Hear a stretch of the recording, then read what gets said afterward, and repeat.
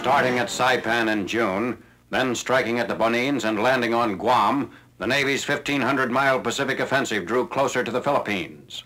Then came simultaneous invasion of the Palau Group and Morotai, softening up strikes against Formosa and Philippine bases, the pounding of Leyte, and first landings by General MacArthur's troops. Guarding Leyte against possible Jap naval action was the U.S. 7th Fleet under Vice Admiral Thomas C. Kincaid. The larger 3rd Fleet of Admiral William F. Halsey, Jr. was standing off eastern Luzon as protection against enemy action from the north. The only ship passages through the Philippines are Surigao Strait running between Leyte and Mindanao and San Bernardino Strait between Samar and Luzon. On 23rd October, carrier searches discovered 2 strong enemy naval forces moving eastward toward these passages. In spite of damage inflicted by our carrier aircraft, the enemy gained contact with units of the 7th Fleet. Admiral Kincaid had divided his fleet to cover both straits. On the morning of the 24th, the enemy force which sortied through San Bernardino Strait was engaged off Samar Island. A task group detached from the 3rd Fleet, including heavy ships and carriers, aided in the destruction and routing of the enemy force. The southern enemy units which attempted to pass through Surigao Strait were met by Rear Admiral Jesse B. Ollendorf's force of battleships, cruisers, and destroyers. The Admiral himself commanded the vessels on the left flank. Rear Admiral Weiler, commanding battleships, was in the center.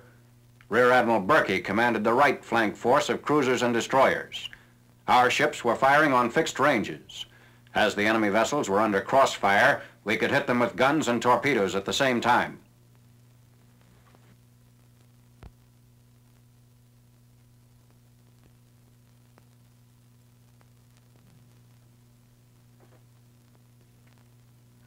Our forces pursued the retreating enemy through both the Surigao and San Bernardino Straits.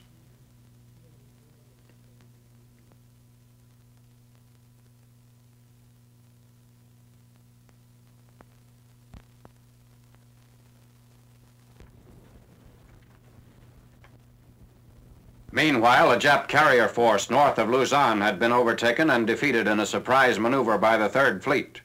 In his October 29th communique, Admiral Chester W. Nimitz reported that at least 58 enemy vessels were sunk or damaged in the Second Battle of the Philippine Sea. These Navy films cover an early phase of the 6-day battle wherein one of our fleets east of the Philippines was under heavy attack by land-based planes.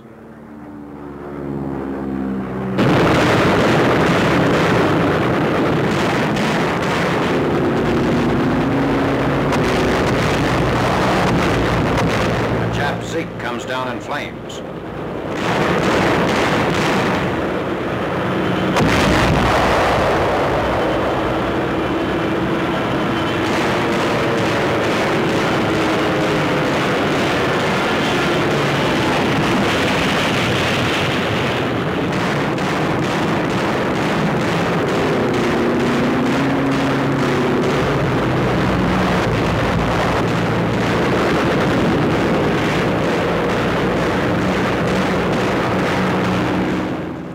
In this attack that the USS Princeton was hit by a bomb. The ship was so badly damaged by a subsequent explosion in her magazine that she had to be sunk.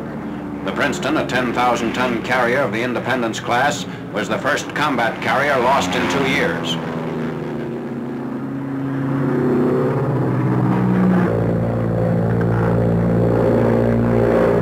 Otherwise, most of the American carriers escaped damage. Here, one of our aircraft, an Avenger, returns with a missing left wheel and makes a safe landing. The plane handling crews take every precaution.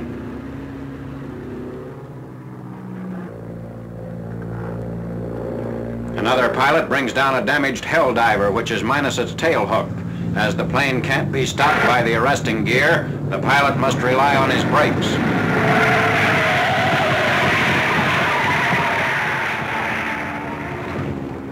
This ship is trailing smoke as the pilot covers the last yards to the carrier.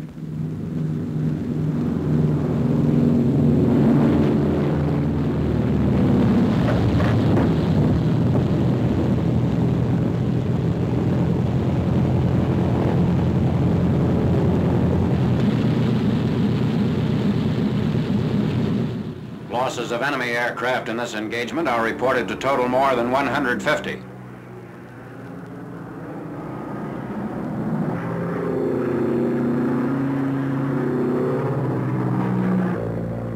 The Navy's top-ranking ace is Commander David McCamel, here seen returning to his carrier. Commander McCamel's plane shows 19 Jap flags. 2 more were added on the mission from which he now returns.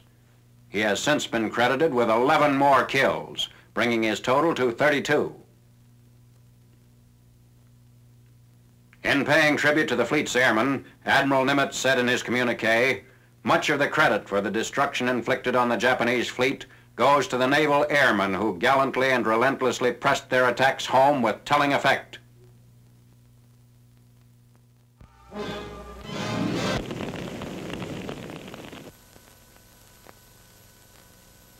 Additional films of the landing on Mindoro. The convoy and beachhead are under constant air attack.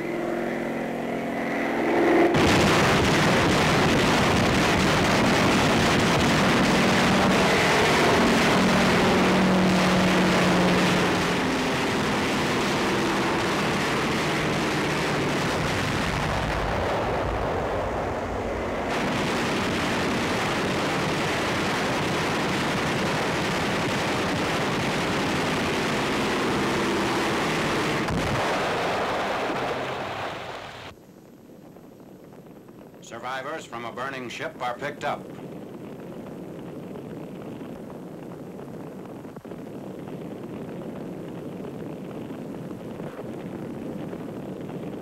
Supplies go ashore. Filipinos volunteer their aid to speed the unloading of high-octane gasoline. Also pitching in are men of an airfield construction squad, Australian sailors, and Yank soldiers.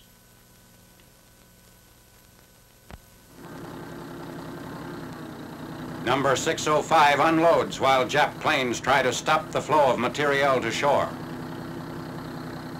Number 605 damaged by a nearby Jap plane crash. The plane hit a fuel dump on shore, the impact showering the bow of the ship with gasoline and parts of the plane.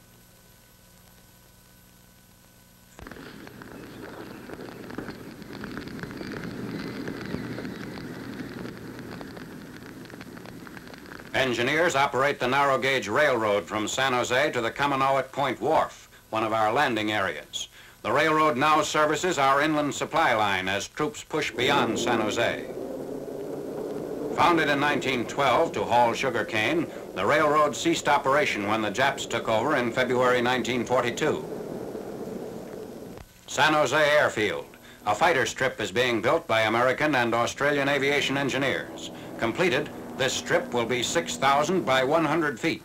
The strip was named for Colonel Hill, killed during Mindoro landing operations.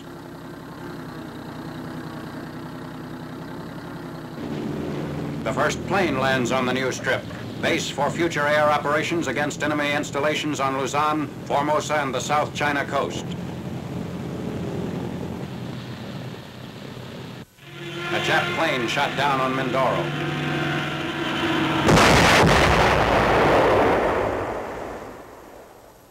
The impact digs a crater 24 feet across and 14 feet deep. One of our P-38s makes a crash landing.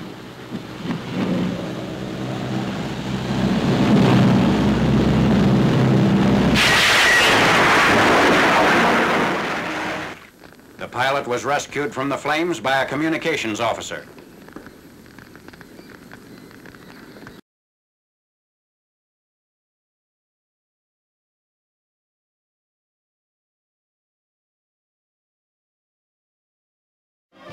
Salvaging airplane material at the Alameda, California Naval Air Station. The bullet-ridden plane of Commander Butch O'Hare, lost in Pacific combat. From the junk heap come many valuable airplane parts. All aluminum is broken up and melted down. 80% of the material goes back into service. Another means to victory. A Yank task force off Saipan Island in the Marianas attacked by Jap planes by the enemy. Score 1 for the Navy.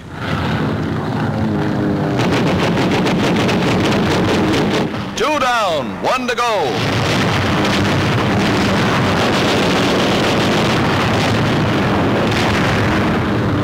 That makes 3 in the Pacific. On the other side of the globe, the Navy strikes again. A seaplane tender attempts to ram a German submarine in the Atlantic.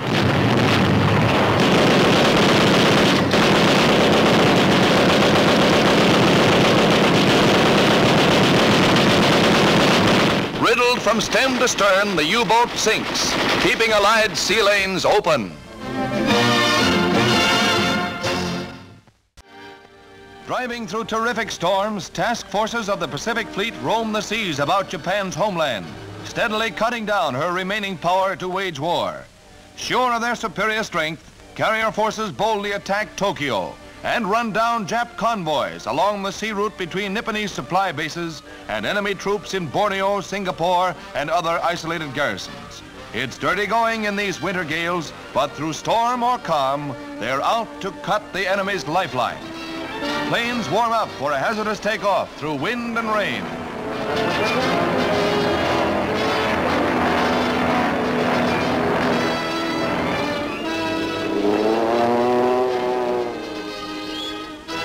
Over the target, they go in for the kill.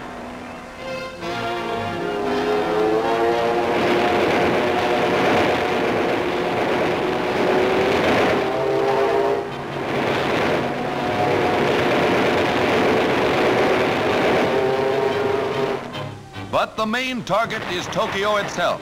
Here the supply lifeline is cut at its source. Planes from Admiral Mitcher's famous Task Force 58 conquer fighter plane opposition.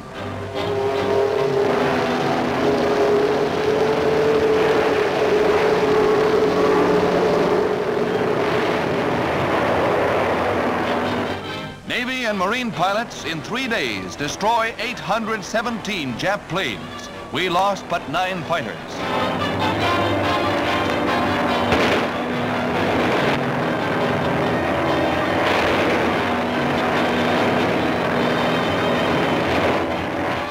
Navy combat cameramen filmed these dramatic scenes of the attack on the heart of Japan. A strike that first hit Tokyo in the early morning hours when her armament plants were buzzing with industry. This is what the boys call the Mitcher Shampoo.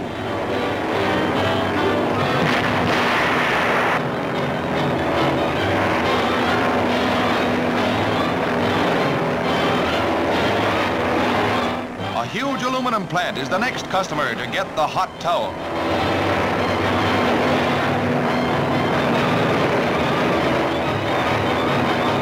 Daring attacks such as this cut off Jap reinforcements to Iwo Jima and crippled Japan's entire war industry.